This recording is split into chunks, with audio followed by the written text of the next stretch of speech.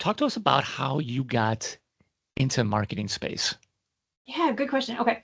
So I remember these very distinct moments staring out the window while I was working in this accounting job. I won't say that I hated it, but I didn't love it. It didn't feel good. It wasn't the right fit for me. And I remember going, what the heck am I doing here? I knew that I was a writer. I was much more involved with words than I wanted to be with numbers. But I also knew realistically to make money strictly with writing alone was going to be a big challenge unless you're otherwise famous or hit the lottery with your book. So I just thought about the market, what the needs were in my community, my local business community. And at that point in time, thought, okay, website content and social media marketing. That's something business owners need right now. So this was 2007 when I started freelancing, 2009 when I was fully on my own. And business owners did not know what to put on their websites. They were just really starting to get their own websites. They were just really starting to get involved in social media marketing, which at that time was just Facebook, and they didn't know what to do. So I saw that as an opportunity to put those writing skills to good use and align with my own background and talents. And then marketing branched from that start into something much bigger.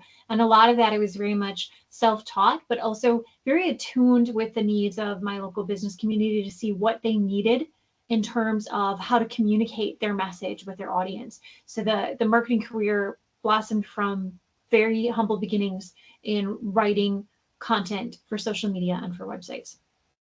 Wow. So how did you kind of determine that like content, let's just put it as that as content was going to be important? Was that just a gut hunch, or did you literally go around asking people, if they needed more content? Like, how did you arrive at that? Yeah, at first I had to explain to people what that even meant. They didn't even Right, know what it right. meant, Yep. especially at that point in time. But I just saw it. I saw it because they were trying to do their own thing, and the websites then were awful. They were terrible. They weren't selling the product, they weren't converting visitors. They didn't know how to combine the things that they needed to be seen by people to convert those people into customers. It was a new, in a way, a new field. I think of SEO or search engine optimization at the time too. No one knew what that was. Yeah. They didn't understand it. The general public did not understand it. So there's a huge opportunity to educate people, which is a big part of how my career also started. The local chamber of commerce, the local community ed, as they discovered I had these skills with writing for these online environments, they said, hey, come and teach us how to do this. Hey, come and teach us how to do this. And that's really how I built my client base. And two, just being a part of those professional organizations, you really hear the symptoms of what people need. They might not say, I need website content, I need social media marketing, I need a communication plan. They don't necessarily know the vocabulary, but you hear the symptoms of what they're going through. And that allows you as a marketing professional to find the products or the services that are going to help fill that need. You know, it's one thing kind of identifying issues, right? As you have done. It's another thing, though, to identify issues and say, you know what? I'm going to go all in on this. Mm-hmm. What was the tipping point for you? Like, but from leaving like your kind of standard 9 to 5 job to say, no, I'm going to do this. I'm going to go out on my own. I think there's a business. I think I could create a career for myself on this. What was that moment that you decided, yeah, I've got something here? Oh, Pat, there was a moment. There was definitely a moment. I had been freelancing for a while and I had one of those days where I just knew something inside me was going to break, and I knew I had to change something or I was going to break as a person. And a big part of that was my son. My baby was home without me and I was working outside of the house, and I just knew I needed to be home with him. I needed to find a way. So after freelancing for 2 years, now having this baby at home, I remember distinctly having a day where I was like, this is it. I'm done. I can't do this anymore. So I did what any self respecting 20 something would do. I got up, closed my office door, sat back down. Mom, but my mom gave me the best advice. Because, okay, my mom's the best mom in the whole world, but she's also a serial entrepreneur. I'll fight you for it, Pat. I saw that face. Yeah, she's awesome. But she gave me the push I needed to go all in. So she said to me, I can't tell you, Tara, how many people I know who have wanted to do their own thing or have just kept it as a side hustle for years, for decades, sometimes their whole life, and they never jump in and they never just do the thing. She gave me the best advice, though. She said, get out your calendar and pick a day. She said, just pick a day.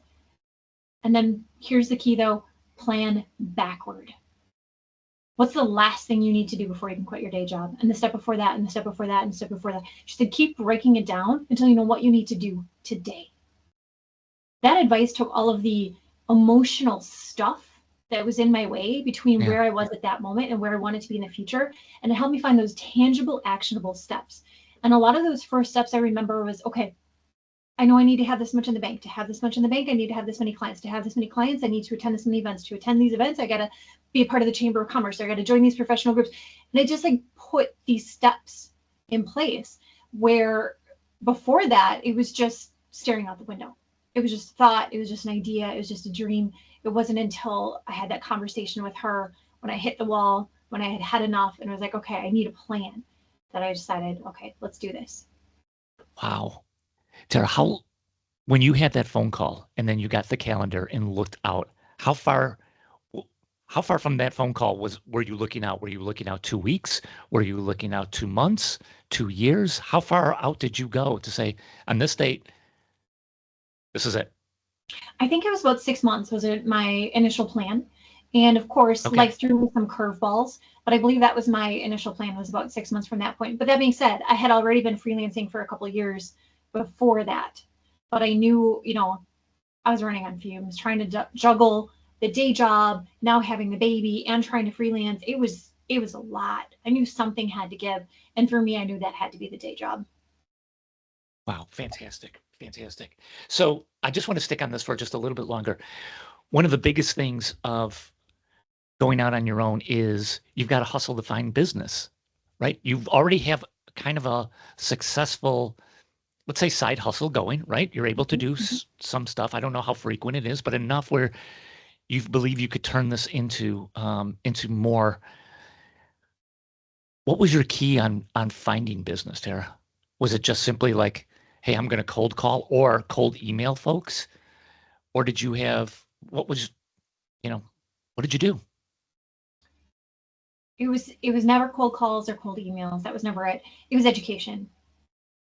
I never thought I would be a professional speaker. That was never on my radar. I am an introvert. I am much happier being the quiet person in the corner at a party.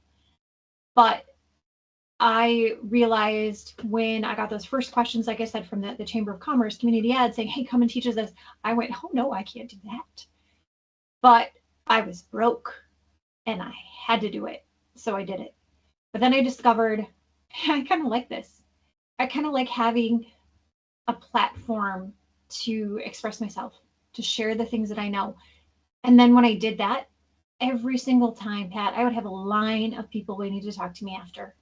And from that line of people, we would schedule follow-up meetings. And from those follow-up meetings, I would develop new clients.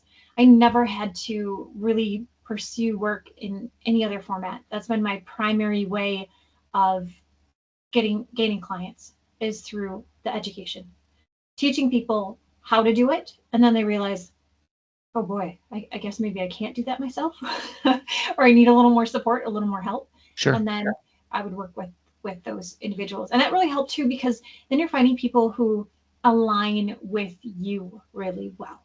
I'm very grateful today to be in a position where I only take on the clients that I am excited about. I only do the work I want to do. And having that kind of process to meet and vet a client makes it really helpful to choose the right ones. That being said, I do have an email newsletter. I am on LinkedIn. I do find those are really good ways to continue conversations with people who maybe aren't ready for your services yet. And then other than that, it's very much word of mouth, which, as you know, that's always has been and always will be the best way to get more customers like the ones that you already have is through word of mouth. Social media is simply an extension of word of mouth to increase that visibility. So those are the same things I do for myself or the things I do for my clients. You are now a fractional CMO. I heard that term used probably about the first time I heard it used was probably about 3 years ago. And it's becoming more and more popular. Terra, talk to us about, first off, what is a fractional CMO? Right, for those who are listening and going, yeah, I kind of heard that phrase too, but what the hell is that? Yeah, I am so grateful to one of the CEOs who I work with who actually bestowed that title upon me. I didn't even realize I had stepped into that role. One of my clients who I have been working with for, gosh, I think we're coming up on 9 years together. I'm really grateful for the relationship that I have with him and his company because he's given me a lot of freedom. Do what I want, run fast, break stuff, try new things. You know, he's just given me such a gift that way. And he's also the one who bestowed this gift on me of really calling me a fractional CMO. At first I was like, I'm what now? What now? But when I stepped back and realized he was absolutely right, what had started as marketing and advisory and a lot of the execution of the daily communication that needed to be done for their company had really transitioned into a strategic advisory role. I had helped their organization bring on interns and marketing coordinators and really helped fill a C-suite position for this company. And the fractional part, it's just a fraction in time. It's not a fraction where it comes to skills or experience. Now I've been in business for 17 years. I have had the opportunity to try a wide variety of marketing skills within my realm. But there's a lot of companies out there who don't need or can't afford a full-time chief marketing officer or CMO. They just need that part-time strategic partner who can really take a look from a high level, that 10,000 foot view, and see, where am I at? Here's where I am. Here's what I want to be. What are the steps I need that are going to get me to that place? And that's where that fractional person comes in. It's definitely been a lot more popular with other C-suite roles. I think there's a lot more fractional CFOs in the finance side of things, but I think fractional CMOs are becoming more and more popular these last few years because we're finally holding marketing to account. We're finally saying there has to be evidence of your work. There has to be a positive return on investment. There has to be a reason for this C-suite level paycheck or salary. And I think that's where fractional has really come in, because a lot of times, unless you're big enough to have your own marketing team, you usually just need that check-in. Sometimes it's weekly, sometimes it's monthly. I've even had quarterly relationships with clients where I just check in once a quarter, say, hey, where are you at? How are you doing? Look at all of their collateral, all of their KPIs, see where they're at as far as their engagement and their conversions and all of those things, and provide direction and suggestions for them for the next quarter. So it's a very flexible way of working depending on the organization's size and need. So I think we're going to continue to see that fractional CMO space increase. I know a handful of individuals who are doing similar work to what I do right now, and there's definitely a need for it. The other thing cool too, Pat, is that because we're more comfortable working this way in this virtual environment, we can also be more specialized than ever before. So my specific role as a fractional CMO, I focus on manufacturing companies, and I focus on manufacturing companies who are going through a big change, whether that's a merger, an acquisition, a rebrand, where it's a major change in how they're communicating their message. I have gone through in the last 5 years, I've helped probably 12 companies through that process. I can't tell you how many CMOs can say the same thing. It's a very specific and very unique niche. So if you're a manufacturing company and you're going through this M&A process and you're like, whoa, how do I do the PR? How do I communicate with my team? How do I do my signage? How do I communicate externally? That's a huge checklist of items. So it's the perfect time to bring in someone who has the experience and has the outside perspective that isn't as emotionally caught up in it, because that's what I see a lot with manufacturing, especially, I'm in a smaller market, rural Wisconsin. a lot of these are legacy family companies that have been doing this for generations, and there is a huge emotional attachment to their company. So it's really hard to take the outside perspective. Whereas I can come in and say, okay, well, let's take a look at how this name or how this logo is actually performing in the market, not just what the emotional attachment is, and provide that support and help them to make good strategic business decisions going forward. That's awesome, Terra. When you and I first connected prior to this podcast, you were talking about your work in manufacturing, and I didn't realize that you have worked with so many transitions on with so many manufacturing firms.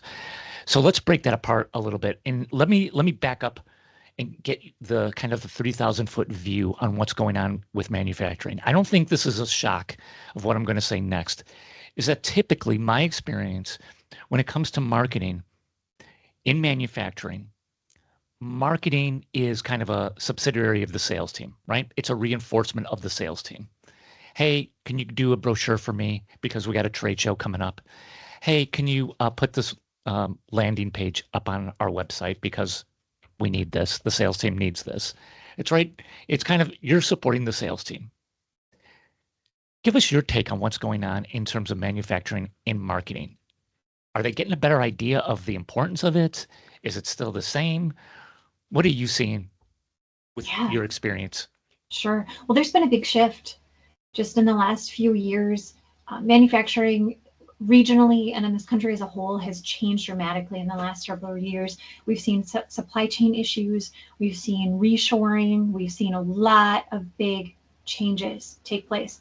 But one thing that I have found is there's still a lot of manufacturing that think very much as you alluded to with sales.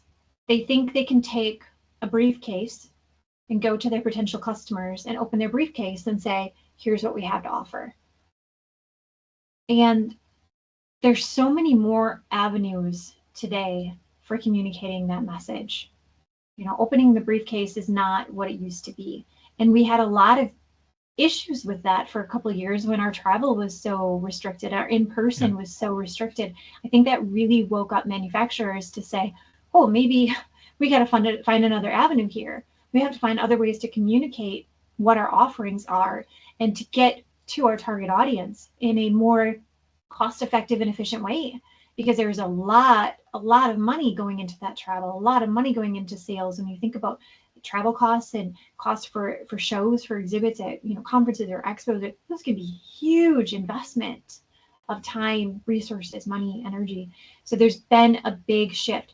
The thing that excites me for manufacturing in particular is, there's changes and there are some who are getting better at it, but generally speaking, if you're proactively working to improve your marketing in manufacturing, you are in the minority in your industry and are very quickly going to see results, because there's still a lot of resistance to the idea of marketing for a manufacturing company.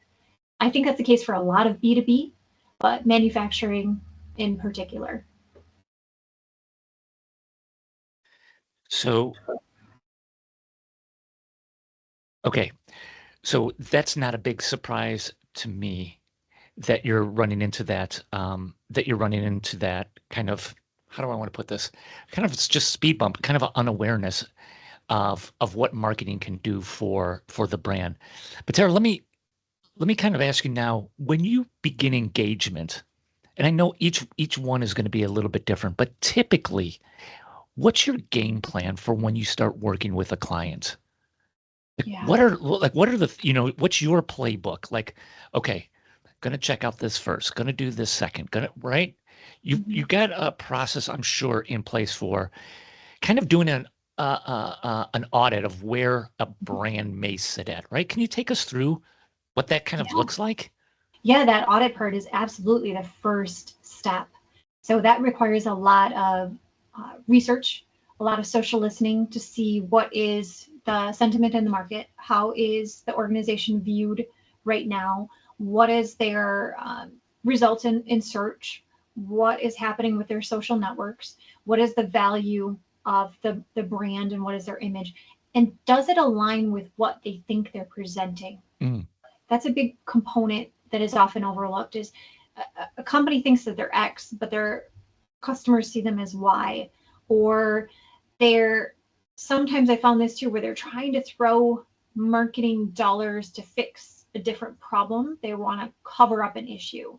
So that can be a red flag if I see that. If I see a company say, oh, we think we need to invest in marketing. We want people to know that we're this, but when I look, that's not quite who they are, or there's something else going on. So it's usually uncovering those issues first and saying, okay, let's talk about really who you are and what you're the best at.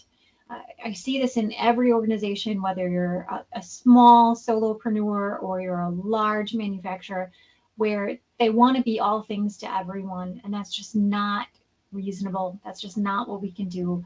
So we really narrow it down and say, okay, who is your actual buyer? Who is your best fit? Who is your target in the most personal way, really crafting, really honing in on that persona to the point that it's one person.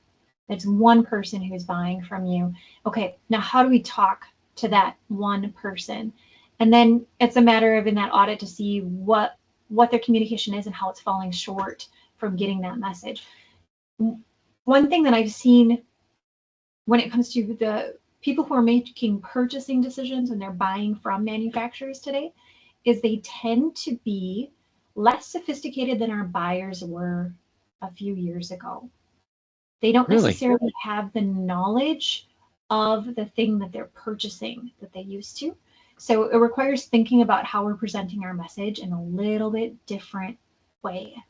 So that's an interesting thing too, because when you know your stuff, right? You know your stuff. And I know I do this. I always want to start at step 2. I always want to start at 201. I want to give them master level. I want to give them, the deep dive. I want to give them all this.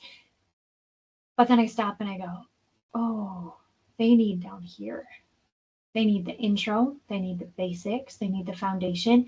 And that's the same for our buyers, our purchasing agents. We can't assume that they already know what they want, because they don't. They don't know. And that's where that education comes in. So it's so crucial in their messaging that they're providing an education on who they are, what their difference is, the very basics, and really honors and dignifies people who are making the purchasing decisions, because we never want to feel dumb, right, Pat? Like, you go to buy something, you want to feel like you know what you're asking, you know the questions to ask. I think I always like to liken it to like a car dealership. You walk into a car dealership, you don't want to feel stupid. You don't want to feel stupid. I feel like that's me everywhere I go. I don't want to feel stupid. I want to walk in knowing questions. So that's what manufacturers, that's what B2B, that's what B2C, that's what everyone needs to do with their communication, is give their audience the tools to say, hey, this looks like it's for me, not everyone, for me specifically. And now I'm armed with enough information to ask the right questions. You walk a fine line on how you deliver that information. I know I've talked about this in other episodes, particularly when it comes to the website, right? So you're selling a product, you've got your buyers that are coming to the website to find out more about it.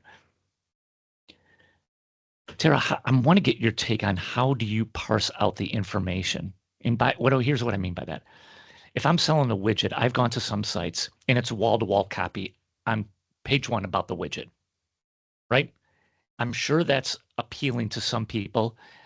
I'm sure to many, it's just too intimidating. I don't even know if this is the right product for me. And you're throwing out a ton of information. On the same front, I don't want to click through and have to find all the information I want and need, right? How do you, as an expert in this field, how do you kind of walk that fine line then between giving enough information where you need it?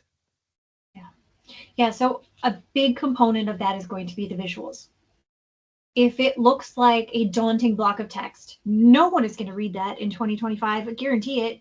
People are reading less and less and less. As I'm doing year-end reports for my clients, I'm suggesting to everyone right now, short form video, short form video, short form video, vertical video, short form video all day long, because that is how much attention spans have shrunk and shrunk and shrunk and shrunk and shrunk. But that's what people want.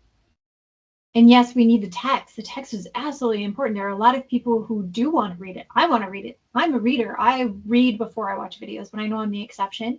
But there are people like me. If we're talking manufacturing and B2B environment, it could very well be engineers who are reading it. And you know they want to see not only the words, but they want to see the drawings. They want to know the specs. They want all of that. So when you've got a diverse audience, it can be a big challenge to create the right content for them. So again, narrow it down to the one person who's the one person who is going to buy from you, and then provide that information in a visually appealing way. So you can have a lot of text, but not make it daunting to read by breaking it up, having lots of negative space, have images, have videos, have drawings, have all of those things built in. And you can also, depending on, the page or where you're on the website, you could do things where you're collapsing them or have flip boxes or have, other visual elements that keep it engaged for folks, to all of us, myself included, who have these short attention spans, who aren't going to read blocks of text. So you got to mix that up and make it visually engaging. I'm also in the process for a lot of my clients right now of revamping their websites for this reason, not only because our attention spans have shrunk, but also technology has changed so dramatically in the last few years. I have a website that's 3 years old right now that I'm redoing because it looks dated. It looks old. It doesn't look current. It's not projecting the right image anymore. You have to make sure that those visuals stay fresh, and that alone is going to help you find that balance between the amount of content that you need to present. Subheadings are also really important for breaking up that text. Subheads are also important for SEO, for search engine optimization. You need the text so the web crawlers can find the right words, but they will rank those subheadings, the anchors, anything that has links as higher for SEO purposes too. So being really thoughtful in how the content is laid out and structured is going to help with all of those things with your human readers and your web crawling readers. Typically CMOs, when they come in, even Fractional, I'm assuming, when they come in, they need a couple early wins to establish themselves, right? When you come in on a tactical level now, all right? Yeah, I know you have to go through your audits. You have to go through the strategic process. There's a lot of stuff you have to go through. But at the same time, you have to blend that with, I got to get some wins for these, for my clients, right? What's your kind of go-to channel? Yeah, And good by that, I question. mean, is it, you know what? Most of the time, you're going to get an early win from making some improvements on the website. Maybe that's one. Or is it, maybe we can make some early improvements on SEO? Is that one? Is it, hey, you know what? We're talking about manufacturing right now. So there's some early wins that I usually and typically can get from some better LinkedIn ads. Tara, what's in your bag of tricks, right? In your toolbox, what do you usually go to for some of those quick hits? All of the things that you mentioned, and definitely a combination of those. But as you asked the question, the first thing that popped in my mind was Google pay-per-click. And I always say, usually your first answer is your best one. So I'm going to go with that. The nice thing about pay-per-click is you only pay for what people click on. So it does not have to be a big investment. It can be a really big win. The best way to do that is to get really targeted, very specific, long tail keywords, lists of keywords, use your negative keywords so you're not getting misfits to that click through. And then if you narrow that down specific enough, it does not have to be a big spend. But what's really cool about doing pay-per-click campaigns is it's also going to help you for the long term. Obviously, you're going to get a great short-term burst, which is important if you have some open capacity. I know I have manufacturers right now who have open capacity. So I'll ask very specific questions. Okay, what is the best thing that we can feed into that open capacity right now? Tell me Yep. exactly what product you need to make, what that client is, and let's flesh out a pay-per-click campaign. Then we're going to make a really specific landing page on the website for that. So they see the ad, they click through, yep, that's exactly what I want, and then they do something. They're going to fill out a form, they're going to call whatever the CDA is, their call to action, they're going to do something with it. So that's kind of a 1-2 punch. But the other thing is, I said there's a long-term benefit to the pay-per-click. It's going to continue to improve your SEO, your search engine optimization. Where you show up in search results is going to continue to be improved just because you did that pay-per-click. It's going to be a long-term impact, a big short-term boost, but it's going to continue to improve your visibility long-term. So that's a great idea. I also, you mentioned LinkedIn. I also like to run LinkedIn ads in tandem with Google pay-per-click. You know how that is. You see an ad here, and then you see it over here, and then you see it over here, and you go, oh, the world's trying to tell me something. There's something to this. There's something about seeing something in three. Ideally, if we can see something in three places at once, you're going to see a much greater impact with a conjoined effort. The other thing that's nice with LinkedIn is you can get super specific with your audience there as well. You can narrow it down. You can say, I want to show this to purchasing people in the Midwest. You can narrow it down. If you want to show it to CEOs or founders, you can pick exactly who you want to show it to and the geography for it as well. So again, it does not have to be a big spend for a big impact if you're specific enough. I want to go back to the topic that we were just covering a moment ago, Terra, and you were talking about your audits when you come in with a company. When you're done with your audits, what does your deliverable look like? Are you going through kind of a dashboard on whoever you're presenting to, maybe the president, maybe the owner, founder, whoever, of here's what I found, and what does that even look like? Yeah, it's pretty in depth. It's usually going to be, we're going to have a meeting after that, and I'm going to explain to them. I'm going to show them their baseline. That's what I'm collecting from the audit phase, is the baseline. Depending on how good their information is that they give to me, if they give me access to like Google Analytics, that's a dream come true, because that'll tell me so much more about their organization as far as their digital visibility than many other things will. There's certainly third-party tools that can do that, but that also will allow me to get a little bit more history than just what I do in the audit process. Often feels like taking a temperature. It's like, this is where I'm at this exact moment, which can provide a lot of good information, and maybe that's all they need for that 30,000 foot view. It's just a temperature right now. But if I can get a little bit more history, if I can see what their marketing investment was for the last year, what their results were, then I can put together a lot better suggestions for them going forward. So the takeaway from the audit is definitely going to be a meeting with the powers that be.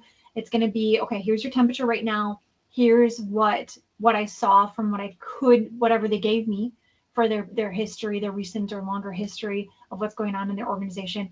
And then I'm going to put together, like, here's the path we're going to chart going forward. Here's what I would suggest for them as far as their strategy. And at this time of year, right now, I'm doing all these 2025 plans. We're doing all of our planning for a year from now. What is our plan for the year to come? Yeah. But not everyone needs a whole year at once. It might be, okay, what are we going to do for the next quarter? What are we going to do even for the next month? And I found, especially for those companies, I said, I like to specialize in the big changes, the mergers, the acquisitions, the rebrands. It usually is at least a 6-month plan. Usually it's at least a 6-month plan to figure out what we're going to do. More likely, it's a year.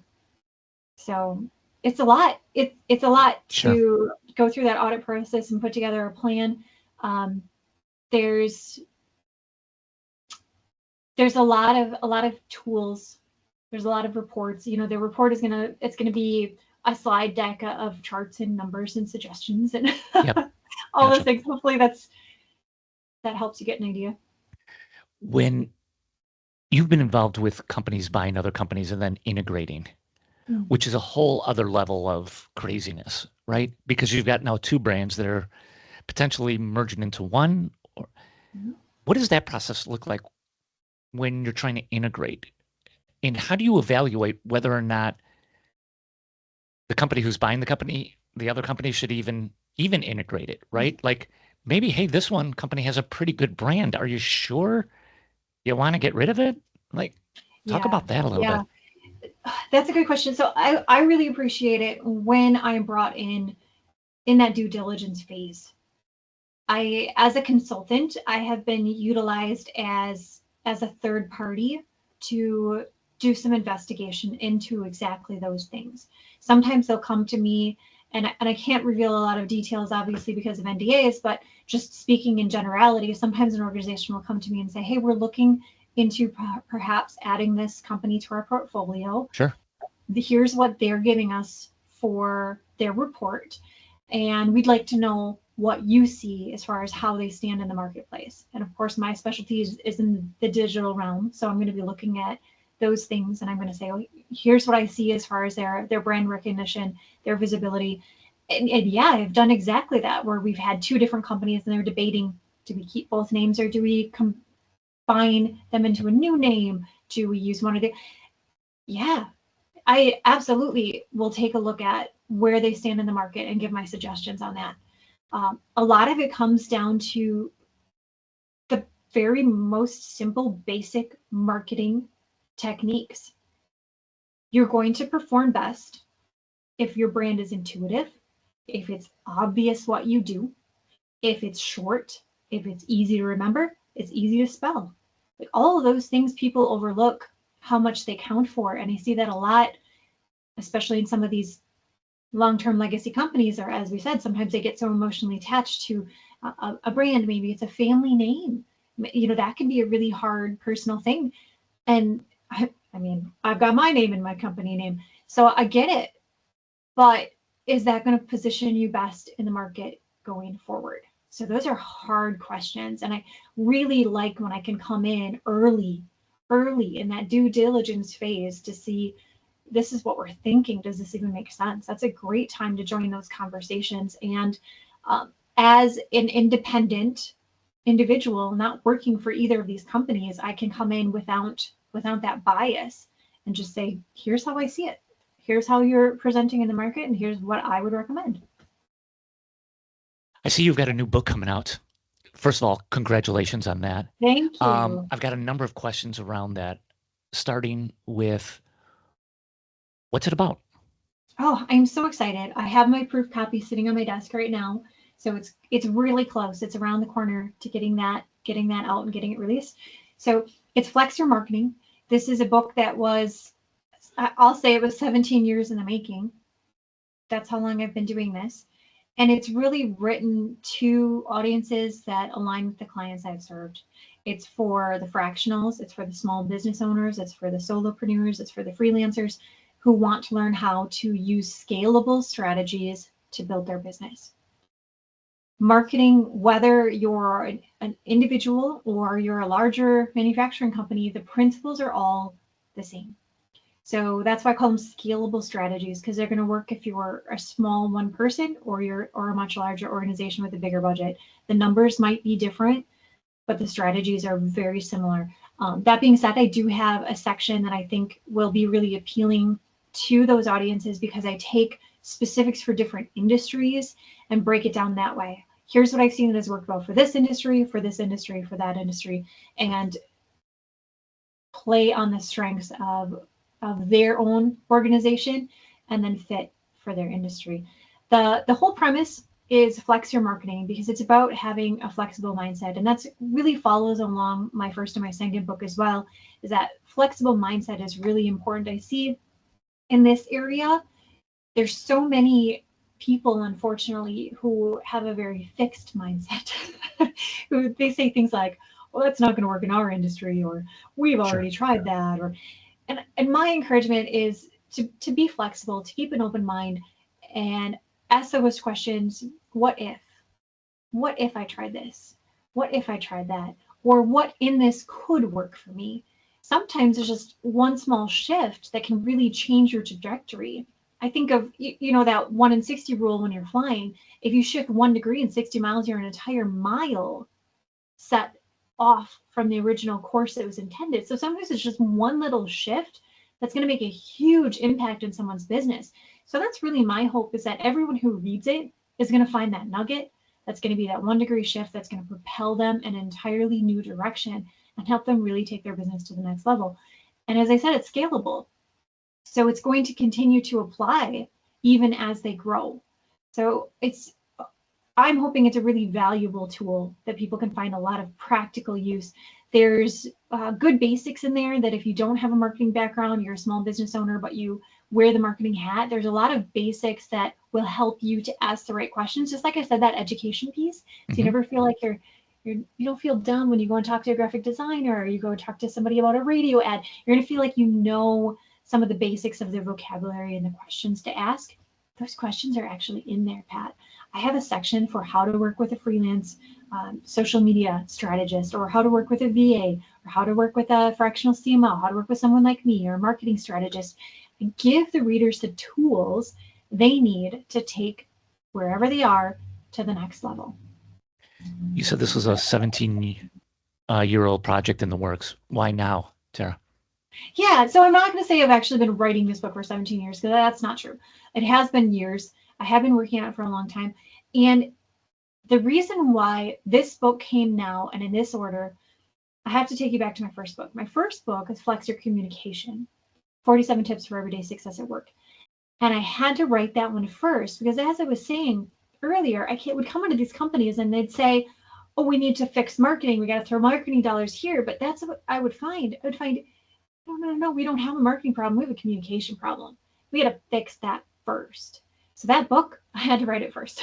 Then my second book that came along, Flex the Freelance, An Unconventional Guide to Quit Your Day Job. I had so many people asking me, Terra, how did you do this? How can I do this? How can I create a life that aligns with my personal and professional vision and values and the things that I want from it? A lot of my near and dear friends, I would see them trying to start a business, and again, maybe not even asking the right questions. They would say, oh, how many times a day should I post on Instagram? Not, should I be on Instagram? Right. So I wrote that book next. This book, Flex Your Marketing, I was not ready for this book until now. Now that I have those years under my belt of real world practice and application of all of the marketing principles that I have learned along the way, I feel like just now I am ready to share this book, because it's really a culmination of all of those things. And I can't tell you how many books I have read, how many people I have interviewed, how many companies I have worked with to make this book what it is. And I'm very, very proud of it. It's got a lot of practical frameworks. It's got a lot of practical exercises that are going to help people to do something. It's not a book of theory. It's not a fluffy book.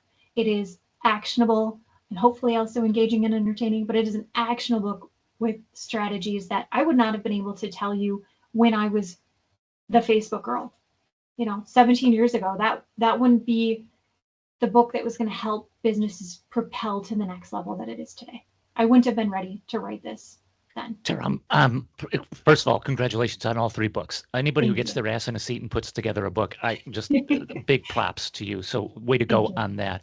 I'm just fascinated with the writing process. So take me through it. Like, you're a busy woman. You're a fractional CMO. We found out earlier you're a mom. You're going to Punta Cana. You got a lot of stuff going on, right?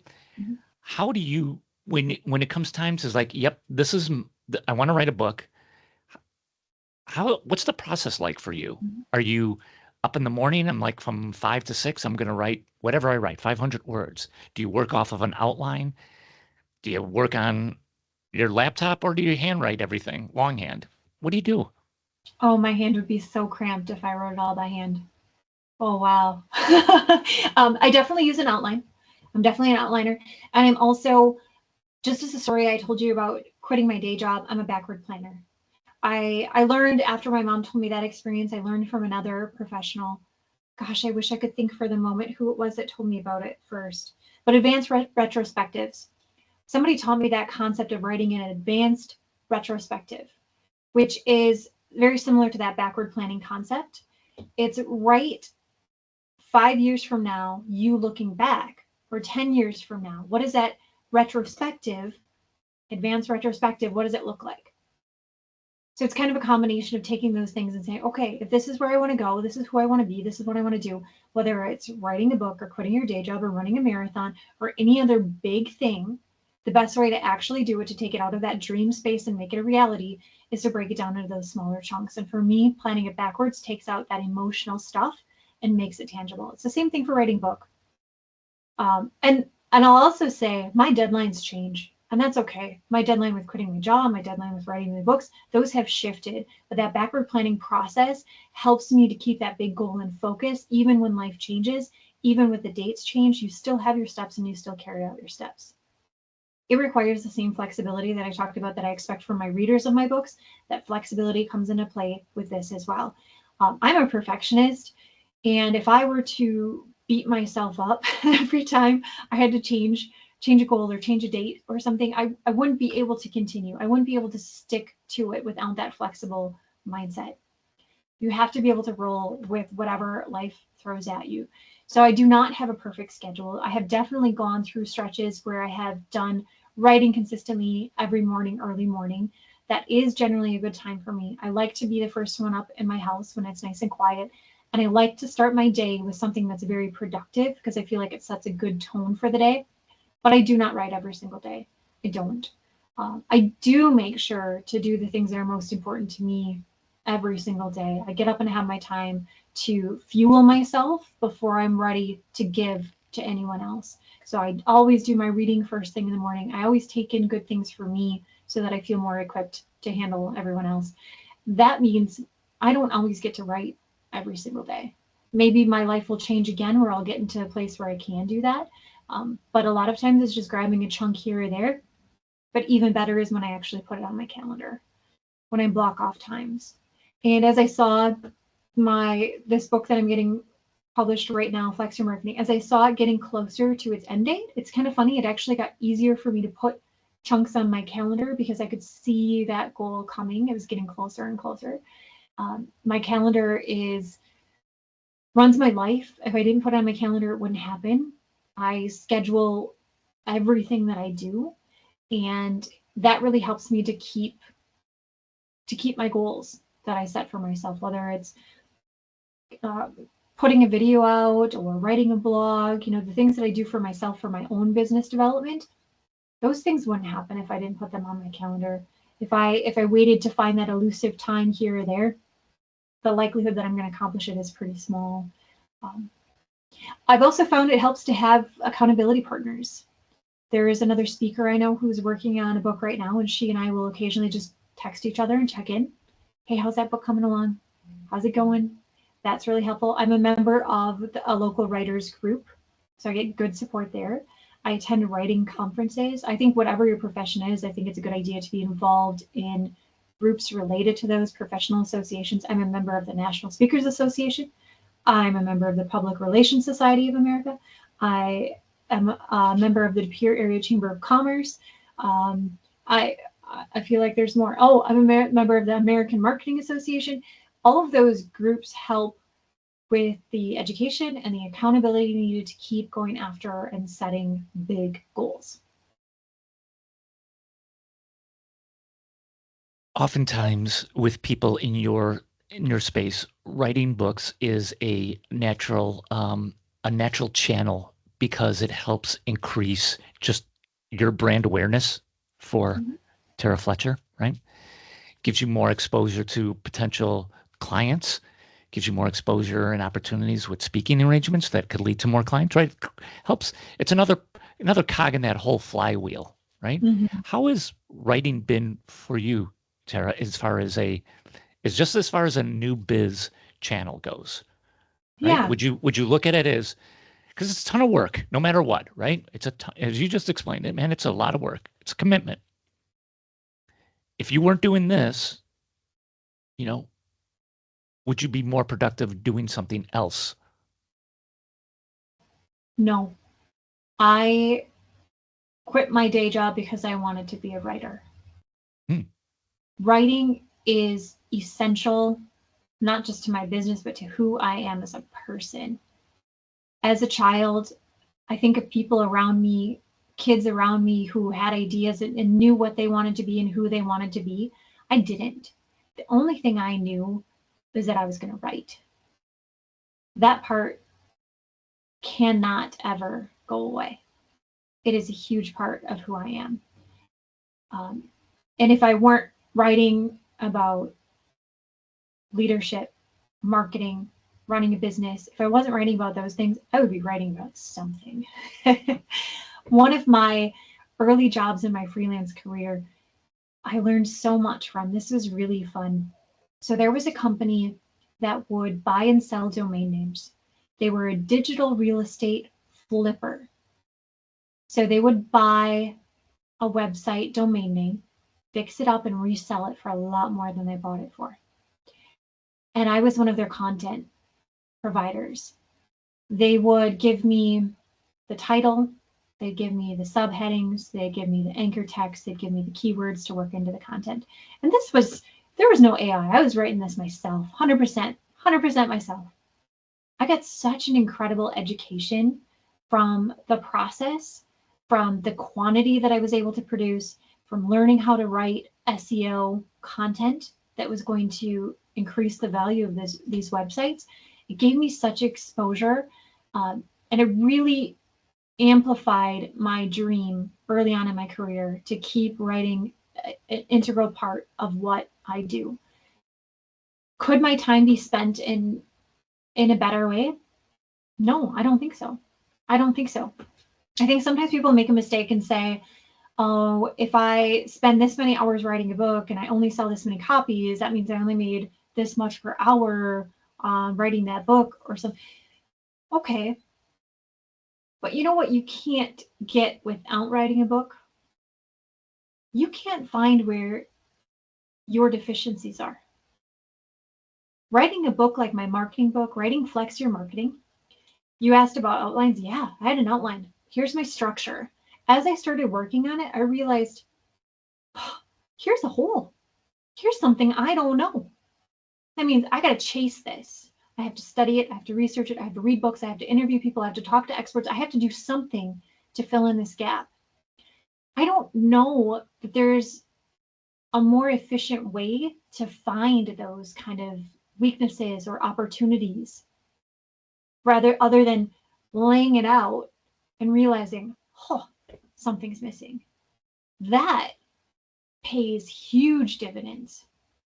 Just the experience and the process that comes from writing the book.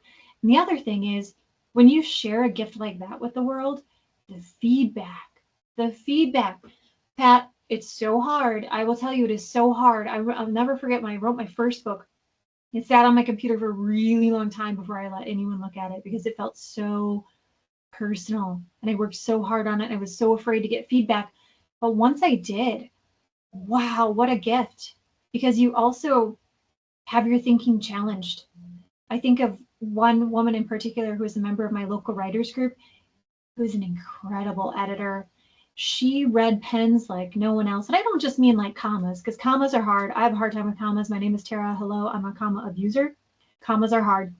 I mean, challenging me, challenging my ideas, challenging me in a really deep way about my marketing process, my philosophy, my thoughts.